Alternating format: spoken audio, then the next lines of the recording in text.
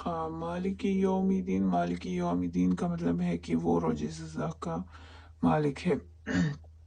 इसका मतलब ये है कि ख़ास तौर पर ये बात इसलिए की गई है कि ये दुनिया और ये जो सारी चीज़ें उसका मालिक भी अल्लाह है, लेकिन क़यामत का मालिक कहकर ये इसका इंसान को समझाना चाहता है कि ये दुनिया और ये सारी चीज़ें जब मैं ख़त्म कर लूँगा और क़यामत कायम हो जाएगी, तब सिर्फ़ और सिर्फ़ मैं ही मालिक होऊंगा उस दिन का, कोई और नहीं होगा। तो मतलब इस दुनिया में तो जैसे कि अब कोई किसी घर का मालिक है, कोई किसी दुकान का है, ये आर्जी मलकियत तो है, लेकिन जब ख़त्म हो जाएगी, सब कुछ ख़त्म हो जाएगा, तो सिर्फ एक ही दिन क़यामत का आएगा, तो उसमें से मालिक जो होगा वो सिर्फ अल्लाह ही अल्लाह होगा उस दिन, कोई और नहीं होगा। ये आर्जी मलकियत जो इंसान की है तो ये भी ख़त्म हो जाएगी। तो एक तरह से इंसान को कहा जा रहा है कि तुम्हारी यहाँ जो मलकियत है वो अनकरीब ख़त्म होने वाली है।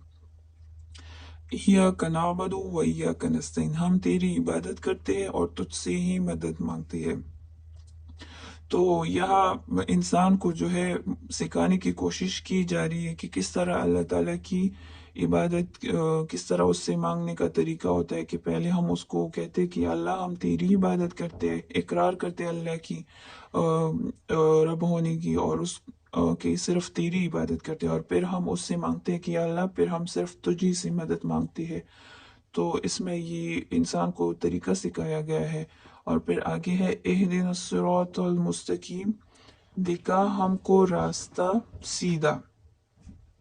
इहदिना की हिदायत कर हमको, सिरात रास्ता, मुस्तकीम सीधा। सिरातल लजीना रास्ता उन लोगों का, अनअमता अलैहिम जिन पर इनाम किया तूने, गैरिल मग़ज़ूबी ना के रास्ता उन लोगों का जिस पर गज़ब किया गया, अलैहिम उन पर, वलज़्ज़ालिन और ना रास्ता गुमराह लोगों का। तो अल्लाह इंसान को यहाँ इन तीन आयतों में तरीका सिखाता है कि मुझसे मांगने का जो तरीका है वो क्या है। कि पहले कहो कि या अल्लाह हम तेरी इबादत करते हैं, कि तेरे साथ किसी को शरीक नहीं करते, सिर्फ तू ही हमारा रब है। फिर कहते हैं कि हम सिर्फ तुझसे ही मदद मांगते हैं, कि हमारा यकीन ये है कि तेरे सिवा कोई है नहीं हमारा जो हमारी मदद कर सके। फिर ये कि दिखा हमको रास्ता सीधा, मतलब ये तौफीक अल्लाह से मांग रहे हैं कि या अल्लाह सीधे रास्ते पे हमको तू ही चला सकता है, तू ही हमें सीधा रास्ता दिखा दे। ये तेरी ही बस में है, हमारी इतनी औकात नहीं है कि हम खुद सीधा रास्ता जो है वो पहचान सके और उस पर चल सके। तो एक तरह आजिज़ी इसमें की गई कि अल्लाह तू ही हमें सीधा रास्ता दिखा। फिर रास्ता किन लोगों का, रास्ता उन लोगों का जिन पर इनाम किया तूने, जैसे पैगम्बरों का, सहाबा का, नेक लोगों का, औलिया का।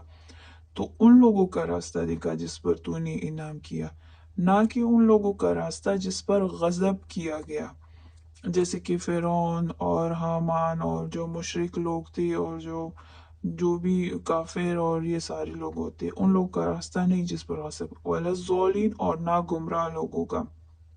तो इसमें तीन तरह के लोग बयान हुई है। एक वो जो पूरी तरह अल्लाह ने जिन पर नेमत किया, एक वो जिस पर अल्लाह गुस्सा हुआ जो बहुत ज़्यादा काफिर थे और नाफरमान थे, और एक वो जो गुमराह है। गुमराह वो के बीच में है, वो लोग समझते हैं कि वो अच्छे काम करते हैं, हालांकि ना तो वो दीन पर होते हैं और ना दुनिया में। दुनिया उन्होंने छोड़ी होती है और दीन के कामों में लग कर, लेकिन वो ऐसे होते कि इसमें बिद्दत निकाली होती है और कुछ ऐसी चीजें जिसकी वजह से वो सही रास्ते पे नहीं होती, दीन में ही वो गुमराह हो गए होते हैं। तो वो दुनिया भी उन्होंने छोड़ दी होती है और दीन में भी वो गुमराह होते हैं। तो वो रास्ते से भटके हुए लोग होते हैं जिनकी ना हाथ दुनिया आती है ना दीन आता है।